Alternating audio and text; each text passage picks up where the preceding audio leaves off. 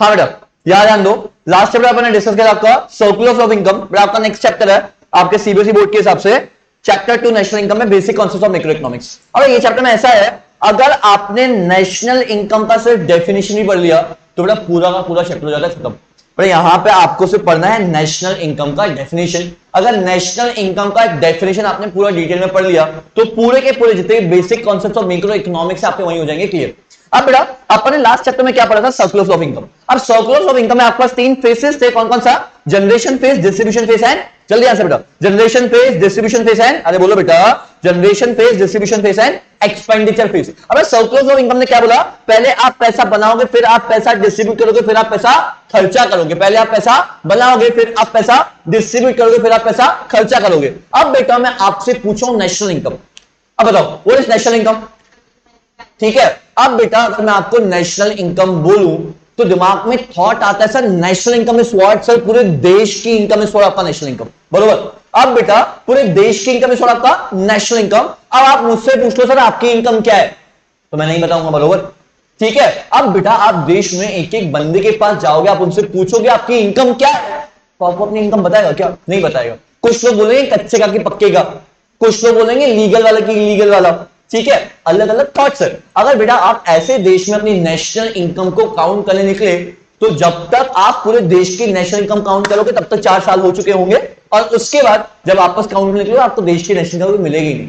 अब बेटा यहां पे बिल्कुल एक प्रिसाइज लॉजिक चल रहा है कि अगर आप ऐसे देश की नेशनल इनकम को कलेक्ट नहीं कर पाओगे। अब यहां पे प्रिसाइज लॉजिक क्या है, लास्ट चैप्टर में लॉजिक पढ़ा था कि बेटा सर्कुलर्स ऑफ इनकम क्या बोलता है, हम लोगों ने प्रोडक्ट बनाया और प्रोडक्ट मार्केट में बेचे, ठीक है। अगर आप सर्कुलर्स ऑफ इनकम को याद करोगे तो वो क्या बोलता है, it refers to generation of income. वहां पे आपने पैसा बनाया था। अब बेटा पैसा बनाया कैसे था, जितने की आपने गुड्स एंड सर्विसेज बनाए थे आपने गुड्स एंड सर्विसेज बेचे थे। तो बेटा अगर मेरे को एक बात बताओ, अगर मैंने गुड्स एंड सर्विसेज बनाया 100 करोड़ के तो मेरी इनकम कितनी, 100 करोड़ की 100 करोड़ से ज्यादा, ऑब्वियसली बेटा 100 करोड़। अगर बेटा मैंने गुड्स ही बनाए हैं 100 करोड़ के तो मेरी इनकम कितनी हुई, 100 करोड़। तो बेटा मैं बांटूंगा कितना, जो आपके लैंड लेबर कैपिटल एंटरप्रेन्योर थे इसमें पैसा बांटूंगा कितना, 100 करोड़। और जब बेटा बांटा 100 करोड़ तो खर्चा कितना करूंगा, या तो 100 करोड़ या तो 100 करोड़ से कम। तो बेटा अल्टीमेटली आप किसी भी फेज में आ जाओ, आप जनरेशन फेज में आओ, आप डिस्ट्रीब्यूशन फेज में आओ, आप एक्सपेंडिचर फेज में आओ, अल्टीमेटली आपकी इनकम कितनी हुई, 100 करोड़। तो बेटा बहुत सिंपल सी बात है,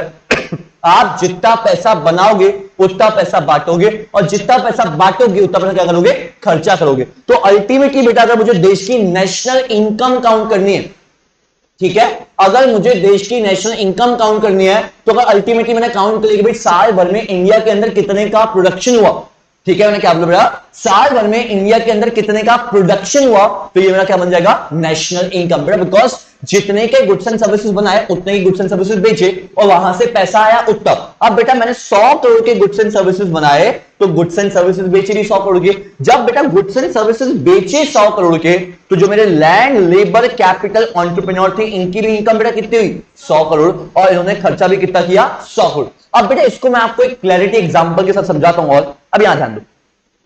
अब फॉर एग्जांपल ये मेरे फेसेस है और इसको समझते हैं लोग की इनकम कैसे बनी। अगर ये आपको कॉन्सेप्ट समझ गया तो आपको नेशनल इनकम बिल्कुल डिटेल में क्लियर हो जाएगा। अब सी, अब बेटा मेरा पहला फेस है, मेरा फार्मर है, मेरे फार्मर ने बनाया वीट, ठीक है। अब वीट प्रोसेसिंग में गई, वीट से क्या बन गया, फ्लावर बन गया, आटा बन गया, ठीक है। अब फ्लावर प्रोसेस होकर क्या बना, ब्रेड बना, ब्रेड प्रोसेस होकर बेटा क्या बन गई, सैंडविच बन गया, क्लियर हुआ। अब बेटा फार्मर ने क्या बनाया, वीट, मिलर ने क्या बनाया, फ्लावर, बेकर ने क्या बनाया, ब्रेड, एंड रेस्टोरेंट ने क्या बनाया बेटा आपका, सैंडविच। फॉर एग्जांपल बेटा मैं कंसिडर कर लेता हूं, जब फार्मर ने वीट बनाया, अज्यूम कर रहा हूं बेटा, ऐसा कुछ लॉजिकली नहीं है, मैं अज्यूम कर रहा हूं जब फार्मर ने वीट बनाया तो वीट बनाने में उसको खर्चा कितना आया, 0 रुपीज, कुछ खर्चा ही नहीं आया। बेटा प्रोबेबली कुछ ना कुछ खर्चा आया होगा, बट मैं कुछ टेक्निकल टर्म्स में नहीं जा रहा हूं, अपन यहां पे क्लियर करते हैं कि फार्मर जब उस वीट बनाया तो उसको वीट का बेटा खर्चा कितना आया, सिर्फ 0 रुपीज खर्चा आया। बट सेम वीट बनाने के बाद उसने वीट बेचा कितने में, 500 रुपए में, बरोबर। अब बेटा अगर फार्मर ने वीट बेचा है तो वीट किसको बेचा बेटा, मिलर को, तो मिलर ने वो सेम वीट कितने में बाय किया, 500 रुपए में। अब बेटा मिलर ने वीट बाय किया 500 रुपए में, मिलर ने उसको किस में कन्वर्ट किया, फ्लावर में। अब बेटा वीट अगर 500 में बाय किया तो फ्लावर 500 बेचूंगा क्या, नहीं बेटा, कुछ ना कुछ अपना प्रॉफिट मार्जिन ऐड करूंगा, बिकॉज मैंने उस पर काम किया, मैंने उसको वीट से फ्लावर में कन्वर्ट किया है, तो मैंने काम किया उस पर, तो मैंने आपका फ्लावर कितने में बेचा? 700 में। अब बेटा फ्लावर बेचा किसको? किसको बेचा बेटा? मैंने फ्लावर बेचा बेकर को। कितने में? 700 रुपए में। तो बेकर ने खरीदा कितने में? 700 में। अब बेकर ने बेटा इस पे काम किया, क्या बना दी इससे? ब्रेड। जब बेटा इससे बनी ब्रेड तो भाई मैंने इसको वापस प्रोसेस किया तो मैं आपसे पैसे मांगूंगा, और मैंने ये ब्रेड बेची कितने बेटा? 900 रुपए की। समझा? ब्रेड कितने बेची बेटा? 900 रुपए की। जब ये ब्रेड बिकी रेस्टोरेंट वाले को, तो इसे रेस्टोरेंट ने ब्रेड कितने में बेचा बेटा? आपका 900 रुपए में। और इसका सैंडविच बना के मार्केट में कितने में बेचा? 1000 रुपए में। अब मेरे को एक बात बताओ बेटा, आपकी जो फाइनल गुड्स की वैल्यू है, अगर आप काउंट करोगे, सर मैं पूरी वैल्यू काउंट करता हूं कि भाई मार्केट में कितने का माल बिका, तो मार्केट में कितने का माल बिका? 500 प्लस 7 आपको कितना हुआ? 12। 12 प्लस 9 कितना हुआ? 12 प्लस 9 21। 21 प्लस 1000 आपका होता है 3100 का।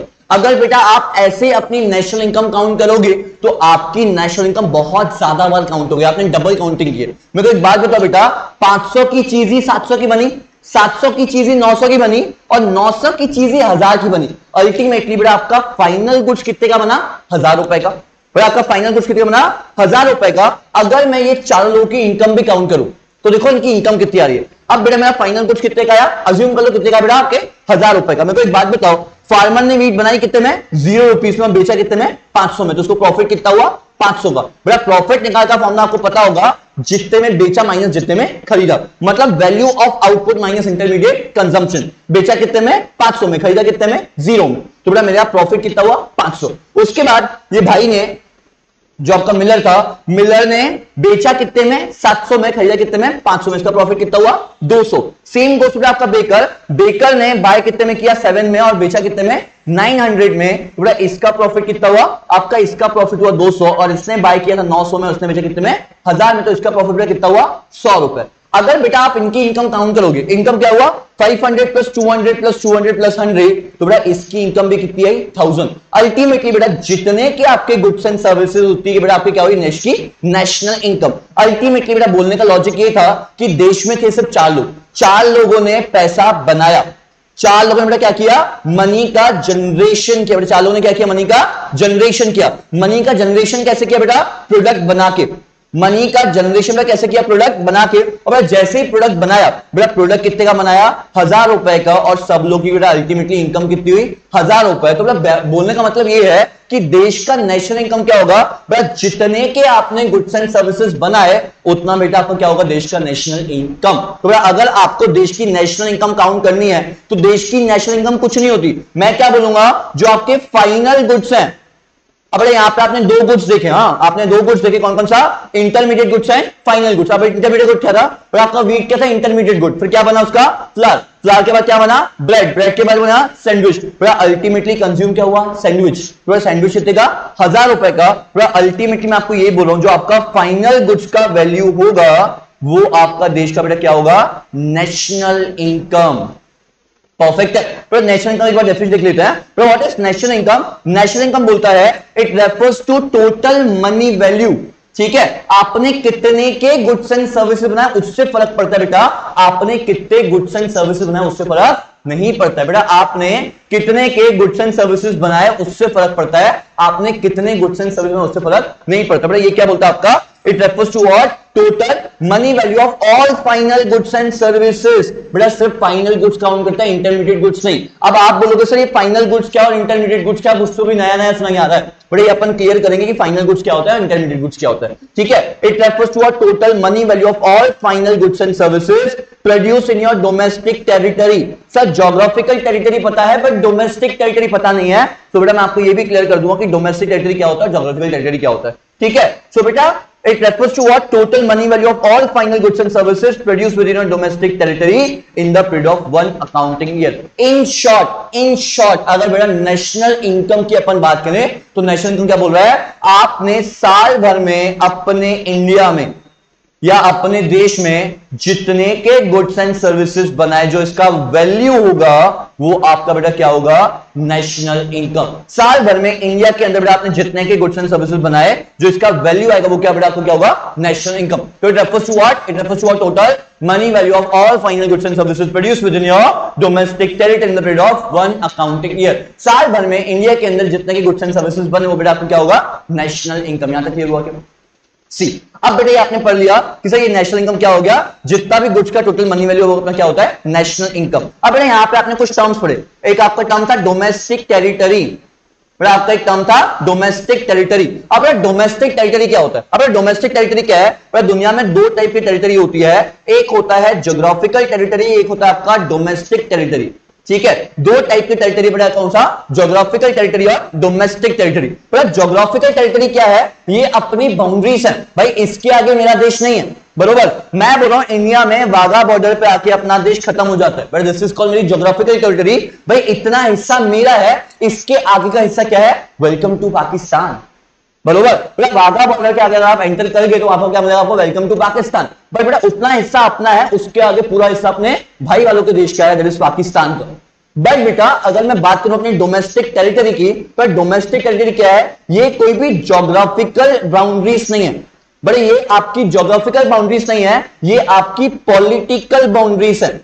बड़ी आपकी क्या है, ये आपकी सारी पॉलिटिकल बाउंड्रीज हैं, और the political frontiers created by the government of your country. बड़ा आपकी जो गवर्नमेंट है, जिसने वहां ने उसने जितने भी पॉलिटिकल बाउंड्रीज क्रिएट की हुई है, उसको अपन क्या बोलते हैं, आपका domestic territory. All the political frontiers created by the government of your country. अब बेटा मैं क्या बोल रहा हूं, पाकिस्तान के अंदर एक हिस्सा है जो इंडिया को बिलोंग करता है, ठीक है, और इंडिया के अंदर एक हिस्सा है जो पाकिस्तान को बिलोंग करता है। आप बोलोगे सर ये कैसी बातें कर रहे हो, ठीक है, पाकिस्तान के अंदर भी इंडिया है, इंडिया के अंदर भी पाकिस्तान है, तो झगड़े हो जाएंगे सर। बेटा ये मैं बात करूं एम्बेसी की, ठीक है। अब बेटा पाकिस्तान में इंडियन एम्बेसी, इंडिया में पाकिस्तान एम्बेसी है। अब बेटा ये जो हिस्सा है, ये इंडिया की डोमेस्टिक टेरिटरी का हिस्सा है, मतलब यहां पे पाकिस्तान की इंडियन एम्बेसी में, पाकिस्तान के इंडियन एम्बेसी में जितने के गुड्स एंड सर्विसेज बनेंगे, मतलब साल भर में अगर पाकिस्तान की इंडियन एम्बेसी में 50 करोड़ का बिजनेस होगा, तो ये पाकिस्तान की नहीं बेटा, ये इंडिया की इनकम है। और साल भर में अगर इंडिया की पाकिस्तान एम्बेसी में, इंडिया में सिचुएटेड पाकिस्तान एम्बेसी में अगर 60 करोड़ का बिजनेस हुआ है, तो ये पूरी इनकम बेटा किसकी है, पाकिस्तान की, अपनी नहीं है। मतलब दुनिया की कहीं भी बेटा अगर डोमेस्टिक टेरिटरी में इनकम प्रोड्यूस हो रही है, तो वो इनकम मेरे देश की है। अब फॉर एग्जाम्पल बेटा अगर एक और एग्जाम्पल दूं, यूएसए में अगर कोई हिस्सा है जो इंडिया को बिलोंग करता है पॉलिटिकल फ्रंटियर्स के थ्रू, ऐसा कोई भी बिजनेस वहां पे सिचुएटेड है, फॉर एग्जाम्पल यहां पे बेटा कोई भी बिजनेस सिचुएटेड है, और ये बिजनेस का जो पॉलिटिकल एरिया है, जितना भी एरिया है वो इंडिया को बिलोंग करता है, तो यहां पे जितने के भी गुड्स एंड सर्विसेज प्रोड्यूस होंगे, यहां की पूरी इनकम बेटा किसको बिलोंग करेगी, इंडिया को। मतलब मैंने अपनी डोमेस्टिक टेरिटरी के अंदर जितनी इनकम प्रोड्यूस करी है, वो सारी की सारी इनकम बेटा किसकी है, मेरी है। फॉर एग्जाम्पल एक एग्जाम्पल देता हूं, फॉर एग्जाम्पल ये अपना इंडिया है, इंडिया के एयरपोर्ट से, ठीक है, एक एयरक्राफ्ट, इंडिया के एयरपोर्ट से एक एयरक्राफ्ट यूएस से पहुंच गया, तो बेटा ये एयरक्राफ्ट यूएसए का हो गया क्या। बेटा मेरे को एक बात बताओ, ये अभी भी जो एयरक्राफ्ट है, एयरक्राफ्ट बेटा अभी भी किसका है, इंडिया का। अगर ये यूएस की बाउंड्री पे भी खड़ा हुआ था बेटा, ये बेटा अगर अभी भी ये यूएस की बाउंड्री पे खड़ा हुआ है, तो क्या ये एयरक्राफ्ट यूएस का है क्या, नहीं बेटा, अभी भी ये एयरक्राफ्ट इंडिया को ही बिलोंग करता है। अगर बेटा ये एयरक्राफ्ट इंडिया को बिलोंग करता है, तो यहां से जितनी इनकम, इस एयरक्राफ्ट से जितनी इनकम हम लोगों ने जनरेट की बेटा, वो किसकी है, इंडिया की। मतलब इन शॉर्ट समझ लो, जितने भी असेट्स इंडिया को बिलोंग करते हैं, वो देश में, ठीक है, वो वर्ल्ड में कहीं भी हो, वहां से जितनी भी इनकम जनरेट होगी, वो बेटा पूरी इनकम किसकी होगी, इंडिया की। समझा क्या, पूरा देश में, मतलब इंडिया के जितने भी असेट्स हैं, वो वर्ल्ड में कहीं भी रहे, और वहां से अगर इनकम जनरेट हो रही है, वो पूरी इनकम किसकी है, इंडिया की। This is called domestic territory. उसके बाद आपने कॉन्सेप्ट पढ़ा गुड्स का, वहां पे आपने देखा होगा गुड्स से, कौन सा गुड्स था, फाइनल गुड्स था। तो बेटा गुड्स के दो टाइप्स होते हैं, एक होता है बेटा आपका इंटरमीडिएट गुड्स, और एक होता है बेटा आपका final goods. Intermediate goods and final goods. अब इंटरमीडिएट गुड्स क्या और फाइनल गुड्स क्या। इंटरमीडिएट नाम ही इंडिकेट कर रहा है अधूरा है, और नाम ही इंडिकेट कर रहा है अधूरा है या प्रोसेस में है।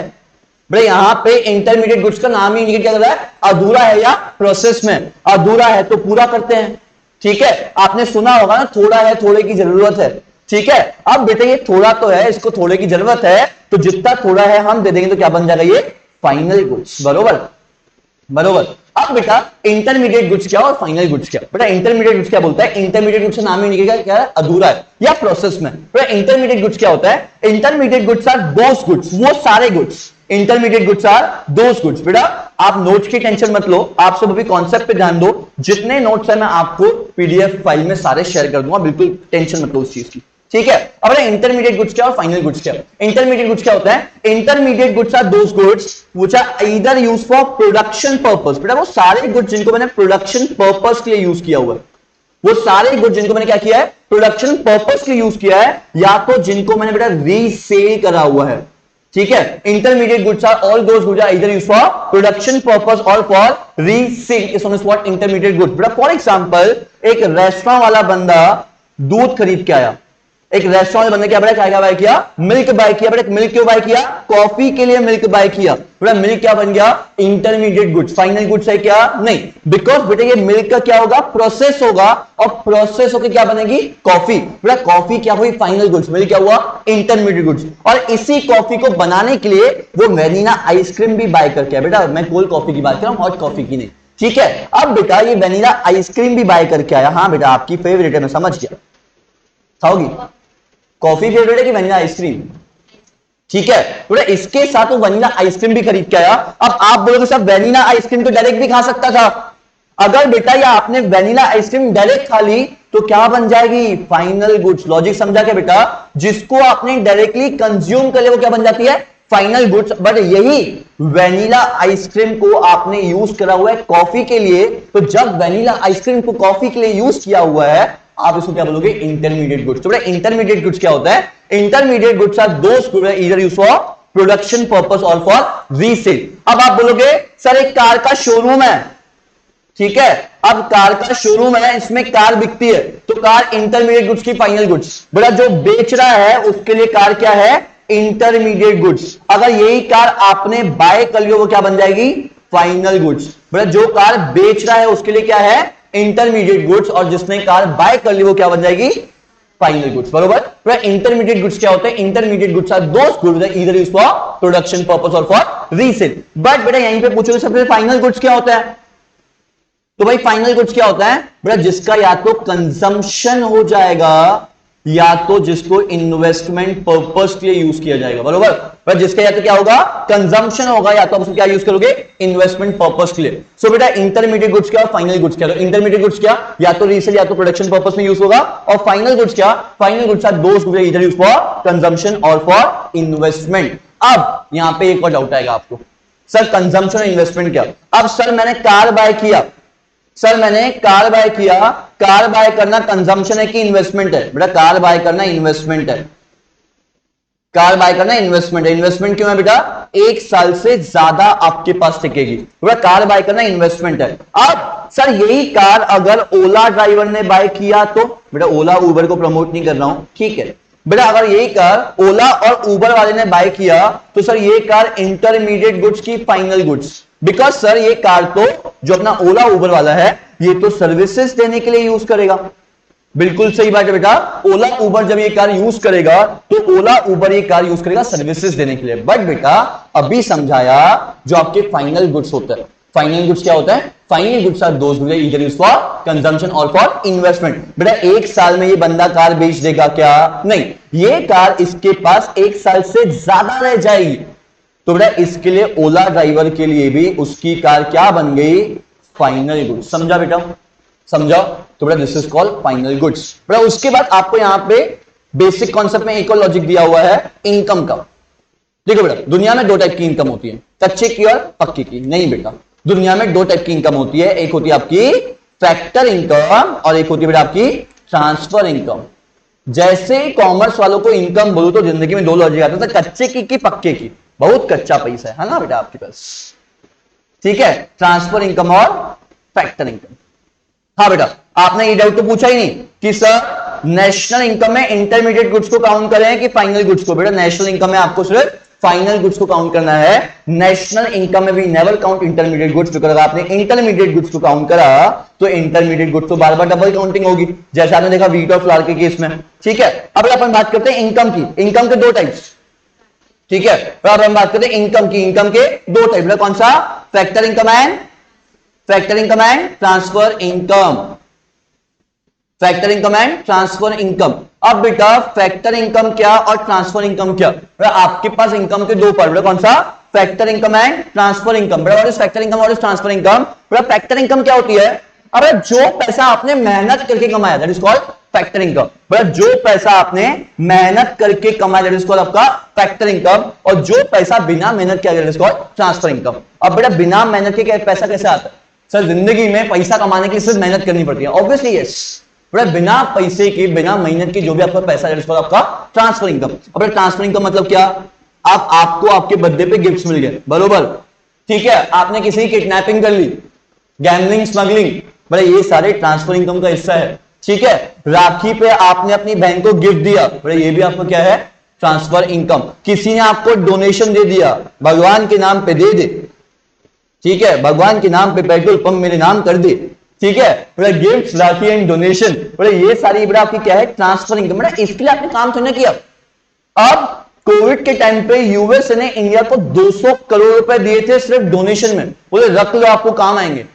अरे हाँ सच में दिए थे, हाँ उस टाइम पे डोनाल्ड ट्रंप साहब थे, उनकी मोदी भैया से बहुत अच्छी थी, इन्होंने यूएस ने 200 करोड़ के वेंटिलेटर्स दिए थे इंडिया को, बोले आपकी कंट्री को बहुत जरूरत है, रख लो, जब हमारी जरूरत होगी तब आप देना, ठीक है। पूरा ये सारे हमारे क्या है, ट्रांसफर इनकम। पूरा फैक्टर इनकम क्या होती है, वो सारी इनकम जो आपने बिल्कुल अपने प्रोडक्शन प्रोसेस में कमाई हुई है, ठीक है। तो what is factor income, factor income refers to income which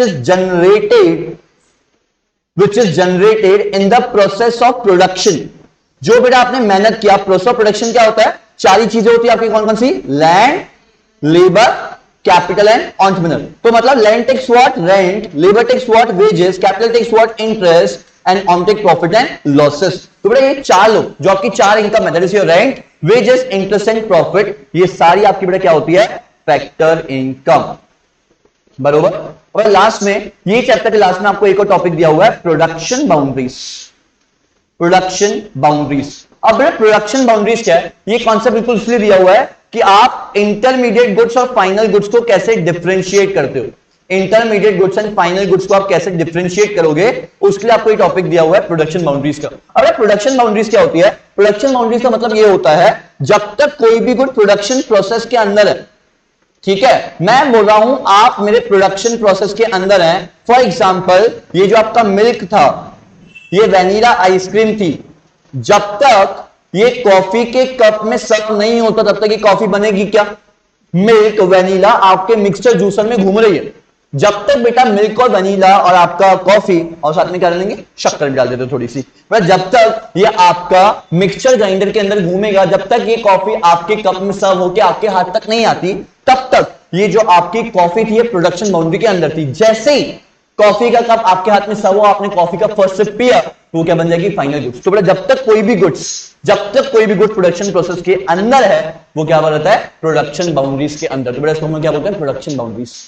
और जैसे ही गुड प्रोडक्शन बाउंड्री के बाहर आए, आप जैसे ही लक्ष्मण रेखा के बाहर आए, तो क्या बन जाओगे आप, फाइनल गुड्स, बरोबर। तो आपको ये चैप्टर में इतना ही दिया हुआ लॉजिक, ठीक है। मैं आपसे मिलता हूं थर्ड चैप्टर में, जहां पे अपन पढ़ेंगे नेशनल इनकम की न्यूमेरिकल्स, और बहुत ही माहौल मजा आता है। बहुत सही बात बता रहा हूं, न्यूमेरिकल्स की मैं आपको इतनी प्यारी ट्रिक्स दूंगा, बहुत माहौल मजा आ जाएगा आपको थर्ड चैप्टर में।